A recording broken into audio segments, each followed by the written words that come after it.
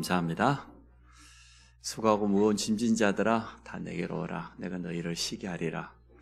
간단한 이 한마디 말씀이 우리 인생에 참된 해답이 될 줄로 믿습니다. 사실 이 성경 한 구절 가지고 일평생 살았던 그런 사람도 있지 않습니까? 여러분이 잘 알고 있는 것처럼 맨발의 선지자라는 별명이 붙은 산다싱입니다.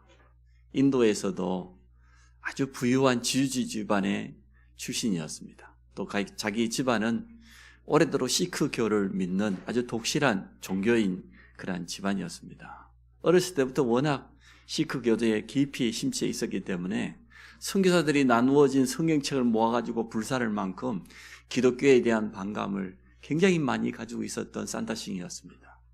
그런데 그가 14살 되던 해 그토록 사랑했던 그 어머니가 일찍 떠난 것을 보고 큰 충격을 받았어요. 내가 지금까지 의지했던 신이 나를 버렸다. 그 종교에 대한 환멸, 이것 때문에 얼마나 힘들었던지 말이야. 기찻길에 들어누워가지고 이제는 자살하려고 마음먹었어요. 기차만 지나가면 죽는 거죠. 그때 바람과 함께 종이 하나가 자기한테 왔는데 말이에요. 펼쳐보니까 성경 구절 딱 한 구절 적혀 있었습니다. 수고하고 무거운 짐진 자들아 다 내게로 와라. 내가 너희를 쉬게 하겠다. 그 한마디. 자기 인생이 얼마나 힘들었으면 15세밖에 안 된 소년이 기찻길에 들어누웠겠어요. 얼마나 힘들었으면. 근데 그 한마디가 자기 가슴에 와닿았어요. 나는 지금 너무 힘든데, 나는 인생을 포기할 만큼 이렇게 지쳐 있는데 내게로 와라. 누가 내게로 오라는 거지? 보니까 교회 이름 하나 적혀 있어. 가서 복음을 듣고 인생에 답을 얻었습니다. 그래서 결단하기를 나처럼 인생에 답이 없고 수고하고 무거운 짐진 자에게 이 복음을 전해야 되겠다. 예수 그리스도의 복음만을 증거해야 되겠다. 남은 인생 전도자의 삶을 살았습니다. 히말라야 산맥을 왔다 갔다 하면서 말이요. 인도 북부와 우리가 잘 알고 있는 티벳 지역에까지 복음 전했다고 합니다. 그래서 아마 맨발의 선교사이란 별명이 붙었던 것 같아요. 눈 속으로 1929년에 걸어가는 뒷모습만 봤다고 했는데 그 뒤로는 실종돼서 보지를 못했습니다. 어쨌든 한 40여 년 짧은 인생을 살다가지만 산다싱은 성경 66권이 다 답이 됐지만 그 가운데서 오늘 본문 이 한 구절이 일평생 동안 자기 인생에 답이 된 정도가 아니고 많은 사람에게 복음 전할 수 있는 이유가 되어졌습니다. 오늘 우리 성도들에게도 이러한 축복이 임하시기를 주의 이름으로 축원합니다. 성도들의 가장 무거운 짐이 뭘까 제가 한번 생각을 해봤습니다. 우리 성도들이 가지고 있는, 우리 랩런트들이 가지고 있는 짐, 복음 누리라고 하는데 어떻게 누리라는 건지 말이에요. 서밋 타임을 가지라고 하는데 영적인 힘만 얻으면 다 회복된다고 하는데 나는 지금 영적인 힘을 얻고 있느냐 안 얻고 있는지 아마 그런 갈등이 있을 것 같아요. 또 성도들도 가지고 있는 무거운 짐이 있을 것 같아요. 하나님 말씀은 맞는데 내 삶에 정말로 말씀 성취가 되고 있냐? 기도해야 되는 건 맞는데 정말 내게 응답이 있냐? 전도하고 싶은데 이러한 갈등이 틀림없이 있을 것 같아요. 또 현실 문제가 눈앞에 다가올 때는 자기도 모르게 불신앙이 떠오를 때도 있고 인간적인 생각이 떠오를 때도 있고 불안이 찾아올 때도 있고 그러지 않겠습니까? 이러한 수고하고 무거운 짐을 오늘 내려놓으시기를 축복합니다. 또 우리 사명자들은 사역하면서 전도와 현장에 대한 제자에 대한 그런 고민이 있지 않겠어요? 정말 이 성경적인 전도가 맞다고 하는데 이것을 어떻게 하면 내 현장에 제대로 접목시켜가지고 제대로 전도운동을 펼쳐보고 그 속에 예비되어 있는 제자를 세워볼까? 이러한 분명한 그런 고민들이 틀림없이 있을 것 같습니다. 교육자들도 있죠. 저라고 없겠습니까? 정말 하나님 앞에서 또 교회 앞에서 성도들에게 풍성하고 은혜스러운 메시지를 주어서 모든 성도가 예배 한번 드리고 나면은 다 답을 얻고 말이에요. 어두웠던 얼굴도 펴주고 그래야 되는데 나갈 때도 시커매하고 나가고 그러면 사실 제가 얼마나 힘들겠습니까? 제가 큰 소리 치는 것 같지만 사실 눈빛으로만 예매해도 저 상처받아요. 말 못해. 진짜 뭐 마음 닫고 꽁 하고 있으면 내가 다가서 해야 되는데 제가 그런 체질이 못 돼요. 분명히 눈에 보이는데 내가 가서 권면도 하고 이러도 하고 그래야 될 것 아닙니까? 참 못됐어요. 내 싫다는 사람 좋다는 말을 못해요. 참 속 좁죠. 제가 이렇습니다. 그러다 보니 참 제게도 수고하고 무거운 짐은 분명히 있는 것 같아요. 다 내려놓으라 그러는데도 아직도 많이 짊어지고 있는 것 같아요. 참 감사하게도 부족한 저를 위해서, 교회를 위해서 기도하는 동역자들이 있다는 거, 또 보호자들이 있다는 것을 느끼면서 하나님께 감사합니다. 오늘 내가 너희를 쉬게 하리라, 이런 제목 가지고 잠깐 말씀 전하도록 그렇게 하겠습니다. 수고하고 무거운 짐진 자, 참 힘든 인생이지요. 얼마나 피곤한 인생이겠습니까? 눈에 보이는 짐 같으면 던져버리면 되는데, 벗어버리면 되는데, 눈에 보이지 않는 많은 영적인 어려움, 스트레스, 미래에 대한 불안, 이런 거 있지 않겠습니까? 원인도 알 수 없는 문제 가운데 방황하는 인생들이 너무나 많은데, 그래서 하나님이 우리에게 말씀을 주신 줄로 믿습니다. 하나님의 말씀만이 영원한 해답이 되어져요. 많은 그 신학자들이 너무 공부를 열심히 하다 보니까 착각한 것 같아요. 성경 속에 하나님의 말씀도 있다, 이렇게 말하는 신학자 있거든요. 성경 전체가 하나님의 말씀인데, 이 신학자 생각은 성경 전체가 하나님의 말씀 아니고 그 중에 하나님의 말씀도 있다, 이렇게 표현했어요. 그 신학자가 한 말이에요. 아주 뛰어난 박사가. 또 성경 절대 사상하면 안 된다. 성경을 절대적으로 의지하면 우상숭배와 같다, 이렇게 표현하는 사람이 있어요. 아닙니다. 하나님의 말씀은 우리에게 절대적인 해답입니다. 각종 스트레스와 염려, 미래에 대한 불안 때문에 힘들어하는 사람들 많죠. 한마디로 말하면 살기 어렵다, 그 말이죠. 요즘 젊은 청년들이 제일 좌절하고 낙심한다고 하는데 미래에 대한 불안 때문이겠죠. 얼마나 불안했던지 연애 안 해. 결혼 꿈도 안 꿔. 결혼해도 안 난다. 쉽게 말하면 내가 내 인생도 감당하기 힘든데 남의 인생을 이렇게 생각한단 말이죠. 사람의 인생을 책임져 줄 수 있습니까? 우리 인간이 그렇게 완전합니까? 내 인생도 내가 책임질 수 없는데. 근데 오늘 주님은 간단하게 말하잖아요. 내게로 와라. 내가 너희를 쉬게 하겠다. 참된 안식을 주시겠다고 분명히 약속하고 있습니다. 너무나 시달리다 보니까 자기도 모르게 그렇게 하는 거죠. 큰 실수, 범죄 가운데 빠지기도 합니다. 흉악범이나 상습범이 하루아침에 그렇게 됐겠습니까? 그렇지 않다고 저는 봐요. 어렸을 때부터 많은 상처와 가정으로부터 어려움을 가지고 있었는데 이게 속에 영적으로 자꾸만 쌓이다 보니까 이게 이제는 드러나기 시작하면서 한 번, 두 번 쌓이다 보니까 나중에는 상습범이 되는 거지. 처음부터 내가 참 범죄 저질러야 되겠다, 이런 사람 어디 있겠어요? 이처럼 흑암은 집중적으로 틈을 타는 게 있고 공격하는 대상자가 있어요. 그러다 보니 얼마나 세상의 불신자들이 어렵겠습니까? 얼마나 많이 시달리겠습니까? 참된 해답이 없는 사람들이 너무나 많습니다. 선진국에 가면 저 좀 잘 산다고 하는 복지가 잘 돼 있는 북유럽 그 나라에 가면은 그러면 뭐 답이 있습니까? 안타깝게도 그 나라에 정신적으로 어려움 당하고 시달리는 사람이 제일 많다고 해요. 마약 의지하고 각종 약물 의지하고 더 많다고 해요. 또 안타까운 사실은 틀린 것을 해답으로 잘못 알고 있는 사람들 너무나 많습니다. 종교 앞에, 우상 앞에, 집안 대대로 가지고 있는 뭔가 세상 풍속과 미신 앞에. 영적으로 어려움 당한 사람들은 분별력이 부족하기 때문에 더 이단에 빠지기 쉽고 더 쉽게 적그리스도가 유혹하는데 넘어가기 쉬워요. 왜? 영적으로 어려움 당하고 있으니까.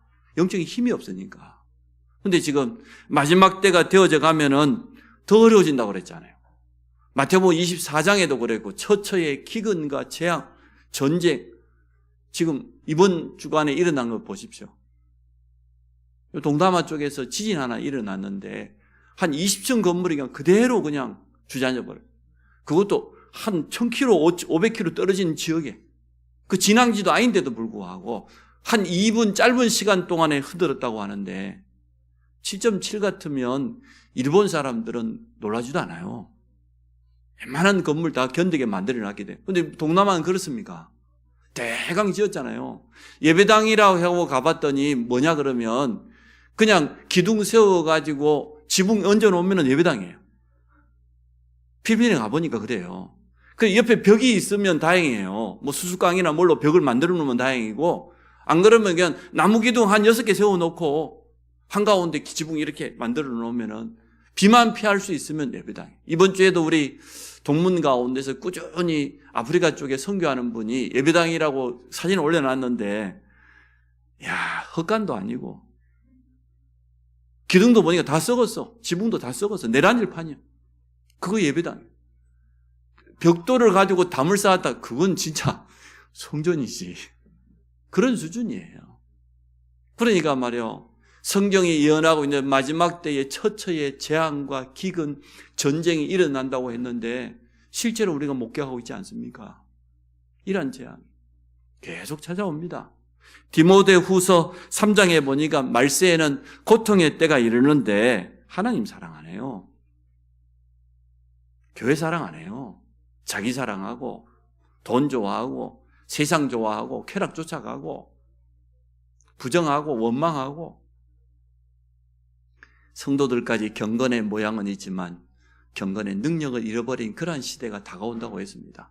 계시록에 보시면 마지막 영계에 어마어마한 일들이 일어날 거라고 말하지 않습니까? 이렇게 성경이 경고하고 예언하고 있는 그러한 일들이 우리 앞에 실제로 일어나고 있습니다. 수고하고 무거운 짐진 자, 종교인뿐만 아니라 많은 성도들조차도 이 속에서 영향받고 있습니다. 오늘 우리가 말씀 속에서 확실한 답을 얻기를 바랍니다. 주님이 두 번째 간단히 말했어요. 다 내게로 와라. 왔는데요. 교회 왔는데. 이거 앉아 있잖아요. 지금 예배 드리고 있잖아요. 오늘 다 내게로 오라. 이 말은 무슨 말입니까? 실제로 어려움 당한 그들을 주님이 부르시는 내용인데, 주님이 이 땅에 오신 목적이 뭡니까? 많이 있겠습니다만은 마가복음 3장에는 보니까 우리와 함께하기 위함이라고 그랬어요. 전도도 하고, 그런 말은 증거 주겠다는 거죠. 권능을 주었는데 귀신을 내어 쫓는 권능도 주기 위함이라. 영적 싸움 해야 되니까. 흑암 세력이 끊임없이 공격해서 사단의 12가지 전략 가운데서 빠져나오지 못하고 수고하고 무거운 짐을 지고 있는 자들을 향하여서 이제는 그들을 건져낼 수 있는 귀신을 내어 쫓는 권능도 있게 하려 하심이니라. 우리 성도님들 영적 싸움 하시기를 바랍니다. 구원받고도 12가지 이게서 참 해방되지 못하고 우리의 마음과 생각이 그게 치우칠 때 참 많아요. 영적 싸움 해야 됩니다. 또 요한복음 10장에 보니까 도둑이 오는 것은 뻔하지 않냔 말이에요. 강도질하고 도둑질하고 죽이고 멸망시키고, 내가 온 것은 선한 목자 되신 주님이 오신 것은 양에게 생명을 주기 위함이고, 그것도 그 생명을 풍성하게 누리게 하기 위함이라고 그랬습니다. 오늘 주님 안에 있는 이 축복을 찾아내시기 바랍니다. 어떤 것도 주님 앞에 내려놓으면 문제가 안 돼요. 가늠하는 여인을 서기관들과 바리새인들이 잡아가지고 왔지 않습니까? 예수님 앞에 끌고 와가지고 모세의 율법에 의하면 현장에서 가늠하는 여인이 잡히면 돌로 쳐서 죽이라고 하는데 어떻게 해야 되냐고 물었어요. 주님이 아무 말씀하지 않아 작대기 하나 들어가지고 땅에다가 썼어요. 자꾸만 물으니까 주님 대답했습니다. 너희 중에 죄 없는 자가 먼저 돌로 쳐봐라. 그랬더니 돌을 들었던 돌을 다 하나 내려놓고 한 명씩 다 도망갔어요. 죄 없는 자가 있어야지. 허물이 없는 사람이 어디 있겠습니까? 누구나 다 실수하고 그렇지 않겠습니까? 유대인들이 613개의 율법 조항을 만들었습니다. 해야 될 것, 하지 말아야 될 것. 두 가지로 구분해. 합쳐보니까 613개라. 우리 같으면 기억도 못할. 60개만 하라 해도 못할 건데 600개가 넘는 율법 조항을 만들어 놓고 거기다 사람을 콱 과두어 놓고 그대로 살아라고 하는데 그 가능한 일입니까? 이처럼 말도 안 되는 짓을. 나중에 보니까 주님과 가늠하는 여인밖에 안 남았어요. 주님 그 여인에게 뭐라고 합니까? 나도 너를 정죄하지 않는다. 가서 회개하고 돌이키고 다시는 이 죄를 짓지 마라. 그러잖아요. 사개오라는 사람이 성경에 나오는데요. 이 사람은 세리장입니다. 그냥 세리가 아니고 세리들을 대표하는 세리장입니다. 로마의 속국시대니까 이 이스라엘 사람들 자기 민족에 의해서 세금을 많이 뜯어가지고 어느 정도만 로마에 주면 돼요. 나머지 자기 거 되는 거예요. 그게 세리가 하는 일이었어요. 모든 유대인들이 가장 미워하는 직업이 세리였습니다. 그런데 그들 가운데서도 세리장이었기 때문에 얼마나 많은 사람들이 미움받았겠어요. 키가 너무 적어. 주님이 오늘 우리 마을을 지나간다는 소식을 들었는데 주님을 보고 싶은 거예요. 만나고 싶은 거예요. 성경에 어디 올라갔습니까? 뽕나무 타고 올라갔다 그러죠. 뽕나무 위에 올라가 있는 사개오를 보고 주님이 내려오라. 내가 오늘 너희 집에 가서 식사하겠다. 유대인들이 깜짝 놀랐어요. 세리 집 쳐다보지도 않아요. 미워서. 근데 그 세리장의 집에 가서 기거하고 거기서 밥 먹겠다고 하니까 얼마나 놀랐겠어요. 근데 그 사개오가 주님 만나가지고 완전 바뀌었죠. 내가 혹시 남에게 잘못한 거 있으면 내 배를 갚아주겠다. 내 재산은 일단 절반 팔아가지고 가난한 사람 나눠주겠다. 인생이 완전 바뀌어졌어요. 주님이 비유를 들었잖아요. 두 아들 비유를 들었습니다. 절대 집 안 나가고 버티고 있는 큰아들. 근데 탕자는 미리 유산 받아가지고 도망가 버렸단 말이에요. 다 까먹었는데 돌아오면 돼요. 조건이 있습니까? 없습니까? 자기가 아버지 유산을 다 다시 벌어가지고 아버지에게 갚아야 돌아올 수 있습니까? 아들인데? 아니요. 안 갚아도 돼요. 있는 모습 그대로 가지고 돌아오기만 돼요. 아버지가 말해요. 그 집 나간 둘째 아들을 날마다 기다리고 있잖아요. 저 멀리 그림자처럼 보이는데도 자기 아들인 줄 알았어요. 아니, 깨끗한 모습으로 말해 희왕찬란해가 유산 받아고 나갔던 이 아들이 거지가 돼갖고 돌아오는데 그 누더기꼴로 돌아오는 그게 어떻게 아들인 줄 알았겠어요? 아버지 눈에는 보여요. 그게 진짜 부모 아니겠습니까? 돌아오면 돼. 내게로 오라 그 말이에요 지금. 그 말은 너희가 막 선해져 가지고 바르게 돼 가지고 그리 돌아오라는 게 아니에요. 집 나갔던 탕자도 있는 모습 그대로, 간음했던 여인도 주님 만나면 되어져요. 그렇지 않습니까? 심지어 바울은 도둑놈이었던 오네시모를 감옥 안에서 낳은 아들이라고 그랬어요. 갇힌 자 중에 낳은 아들. 그렇게 표현했습니다. 누구든지 주님 앞에 나오면 되고 주님 앞에 모든 것을 내려놓으면 되는 줄로 믿습니다. 다 내게로 와라. 내가 너희를 쉬게 하겠다. 오늘 내려놓고 가시기를 바랍니다. 내려놨다가 예배 끝나면 또 싸가지고 뒤에다 짊어지고 그래도 그렇지 어떻게 주님께 이걸 맡겨. 내가 감당해야지. 참 사람이 좋아요. 너무 사람이 선해가지고 주님 십자가도 지셨는데 이것까지 지게 만들면 내가 사람이가 이러면서 막 도로 똘똘 싸매가지고 가가지고. 하나님은 인간을 짐진자로 만들지 않으셨습니다. 기억해야 됩니다. 하나님과 더불어 안식하도록 가장 축복된 영적 존재로 창조했습니다. 하나님의 형상을 주어서 함께하고 에덴의 완전한 축복을 주어서 온 땅을 정복하고 차지하고 번성하도록. 그게 하나님이 주신 축복 아닙니까? 그럼 성경 속에만 있는 약속입니까? 예수 그리스도로 말미암아 우리가 하나님의 형상을 해보겠다고 하면 그 속에서 얼마든지 이 축복을 찾아낼 수 있을 겁니다. 죄로 말미암아 찾아오는 이 저주로 말미암아 다 잃어버렸지요. 원죄. 사실 자범죄가 문제가 아니고 조상의 죄가 문제가 아니고 창세기 3장에 시작된 이 원죄로 말미암아 이 땅의 모든 저주가 다 찾아왔는데 이 죄는 우리 힘으로 절대 해결할 수 없습니다. 그래서 그리스도께서 이 땅에 오신 겁니다. 우리 스스로 해결할 수 없는 것을 주님이 직접 해결했어요. 그래 놓고 지금 내게로 오라는 거예요. 내가 너희를 쉬게 하겠다고. 예수 그리스도만이 우리 인생 모든 문제의 해결자입니다. 주님 해결했다고 선포했잖아요. 다 이루었다. 다 끝냈다. 무슨 일을요?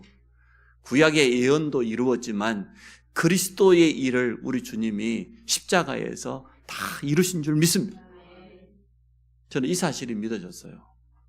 제가 종교생활 하면서 얼마나 수고하고 무거운 짐을 많이 짊어지고 있었겠습니까? 기도 많이 해야 되는데 기도는 안 되지. 전도하라고 전도지를 이만큼 목사님이 줘요. 이 전도지를 청년회 회장이 가져가서 청년들하고 전부 이렇게 마을에다가 길거리에 가서 이렇게 집집마다 가서 사업장마다 뿌리라고 하는데, 이걸 받아들이는 순간 얼마나 수고하고 무거운 짐이 되는지 집에다 갖다 놨어요. 일단 우리 청년들 숫자를 세보니까 15명이라. 근데 줘봐야 받지도 않을 사람이 절반이 넘을 것 같아요. 이걸 어떻게 내가 그 수고하고 무거운 짐을 3주 동안 고민하다가 들고 나갔어요. 드디어 이제 부회장하고 총무하고 2명 꼬셔가지고. 들고 나갔는데 제가 염치가 안 좋거든요. 지나가는 사람 이거 줬는데 안 받아. 그 더 힘든 거예요, 이게. 별 수 없이 한 30분 나누는 척 하다가요. 옛날에는 그때까지만 해도 정류장에 쓰레기통 있었거든요. 아무도 안 볼 때 가서 다 집어넣어버려요. 또 집어넣고 오니까 마음에 걸려가지고요. 목사님이 전도지를 다 뿌리라고 했는데 그 많은 걸 쓰레기통에 다 버리고 왔으니까 그 죄책감 때문에 또 매여가지고 말도 못하고 끙끙 앓다가 절대 목사님한테 말하지 말으라고. 정말 수고하고 무언이 많이 했습니다. 종교생활에 조금만 더 했더라고 하면 저는 진짜 어찌 될 뻔했어요. 너무 힘들었어요. 하지 말라는 게 왜 그리 많습니까? 교회에서. 어디 가지 말아라. 옛날에 주일날 밥도 못 사 먹겠어요. 주일날 돈 쓰면 죄 짓는 거라고. 주일날 돈 쓰는 게 또 왜 죄 짓는 거예요, 도대체? 참, 유대인들이 가지고 있었던 율법 조항이 희한하게 변형돼가지고 교회 안에까지 찾아와가지고요. 얼마나 수고하고 무거운 멍에로 짐으로 우리에게 짓눌렀는지 몰라요. 진리 대신 예수 그리스도 안에서 참된 자유를 얻으시기 바랍니다. 요한복음 8장 32절에 보니까 진리를 알지니 진리가 너희를 자유케 하리라. 진리가 뭡니까? 길이요 진리요 생명이다. 예수님이 자기 자신을 향해서 말했잖아요.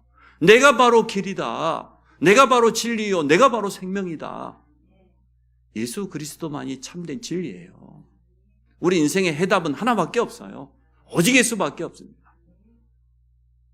예수 그리스도께서 우리 인생의 참 주인이 되실 때 새로운 삶을 살게 됩니다. 내가 내 인생의 주인 될 수 없습니다. 주인도 아닐 뿐더러 내가 내 인생 아무리 잘나도 책임질 수 없어요. 그러한 제가 어떻게 옆에 있는 가족들, 자녀들 인생을 책임지겠습니까? 못 집니다.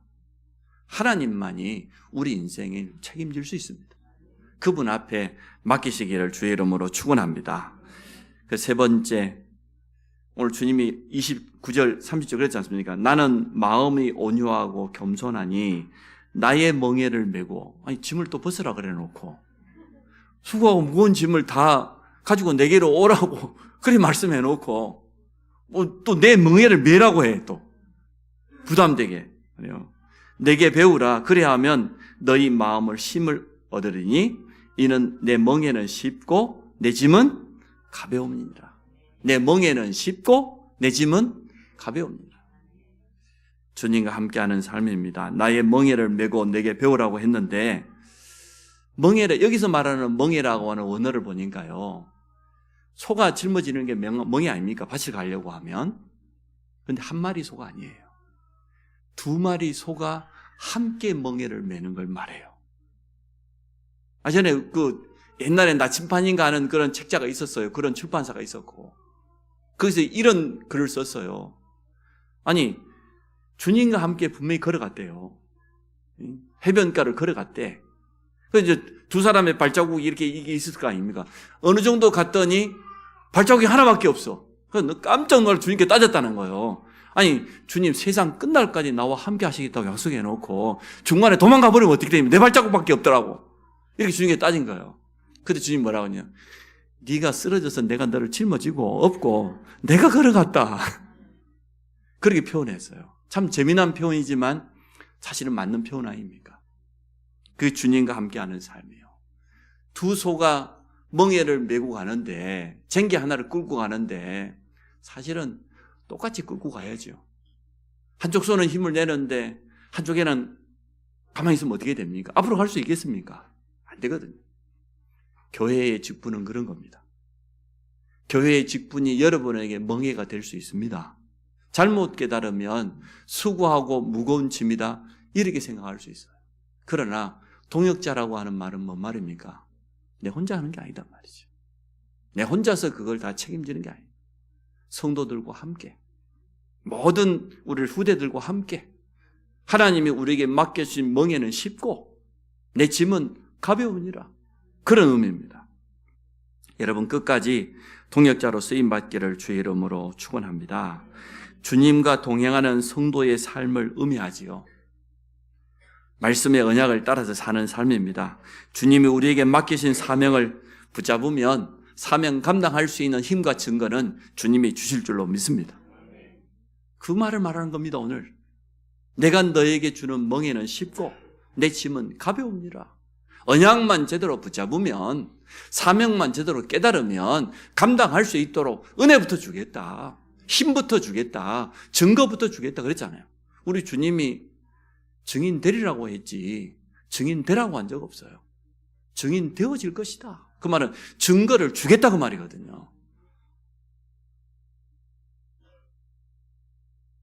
무거운 짐을 주님께 맡기시기 바랍니다. 주님과 함께하는 삶 속에 참된 쉼과 응답이 있습니다. 세상에서 얻을 수 있는 참 평안이 그리스도 안에 있어요. 세상에 없어요. 세상이 필요 없다, 또 세상 사람이 필요 없다, 세상 일이 필요 없다 그 말 아니에요. 그것으로는 참된 답을 얻을 수가 없다고 말이죠. 우리는 도리어 그들 앞에 증인으로 서게 되어질 겁니다. 해답을 주는 그런 사람으로 서게 될 겁니다. 모든 무거운 짐을 주님께 맡기고 오늘 여러분 새 힘을 얻으시기 바랍니다. 전성도 단합대 아닙니까? 여러분 마음문을 활짝 여시고 또 우리가 언약으로 하나 되어지고 또 사명으로 하나 되어진다고 하면 하나님 우리 안성 임마누엘 교회를 통해서 얼마든지 역사할 수 있습니다. 초대교회는 그 핍박 가운데 어려움 속에서도 시작했다고 하면, 우리에게 지난날 여러 가지 어려움이 있었다고 하면, 그걸 발판 삼다고 하면 하나님은 그 발판을 통해서 더 멀리 뛸 수 있도록, 더 멀리 나갈 수 있도록 역사하실 겁니다. 마지막으로 주님께 끝까지 쓰임받으려고 하면 영육 간의 건강이 있어야 되지요. 영적인 힘이 있어야 돼요. 예배와 정식기도를 통해서 말씀과 기도, 또 찬양은 우리의 믿음 고백 아닙니까? 우리의 기도이기도 하지 않습니까? 영적인 힘을 먼저 회복하시기 바랍니다. 요한 3서 1장 2절에 간단하게 밝혔어요. 사랑하는 자여, 첫째는 네 영혼이 잘 되고 영적인 힘을 얻고 그 말이죠. 영적으로 건강하라 그 말이죠. 얼마든지 건강할 수 있다는 또 약속이겠죠. 네 영혼이 잘 되고, 두 번째 참된 감사와 올바른 믿음의 생각으로 마음도 건강해야죠. 내 마음속에 참 복음 안에서 있는 구원의 감사와 감격, 그 속에서 모든 걸 시작하면 돼요. 그에 다른 것이 들어와 버리면 들어오는 것만큼 손해니까. 규모 있는 삶과 운동을 통해서 육신도 강건하기를 원한다. 세 가지 건강을 말하고 있습니다. 영적인 건강, 내 영혼이 잘 되고 또 범사가 잘 되고 육신도 강건하기를 원한다고 했습니다. 오늘 성경 말씀 이 한 구절이 우리 모든 성도들에게 참된 해답이 되기를 축복합니다. 수고하고 무거운 짐 누구에게나 있다. 주님 앞에 내려놓고 도로 그것을 발판 삼아서 주님이 내게 주시는 참된 사명을 발견해라. 그래서 남은 인생 답이 없어서 무거운 짐진 자들 앞에 증인으로 쓰임받기를 주의 이름으로 축원합니다. 살아계신 하나님, 오늘 전성도 단합대를 통해서 우리에게 남아있는 수고하고 무거운 짐 온전히 주님 앞에 내려놓고 참된 쉼과 참된 안식을 회복하는 날이 되도록 축복해 주시기 원합니다. 어떠한 사람도 주님 만나기만 하면 인생의 해답을 얻었던 것처럼 예수 그리스도 복음으로 새로운 시작할 수 있도록 축복하여 주옵소서. 여러 가지 어려움 앞에 있는 성도들에게 오늘 말씀이 답이 되게 하여 주시고 또 이 말씀이 참된 위로가 될 수 있도록 축복하여 주옵소서. 예수 그리스도 이름으로 기도합니다.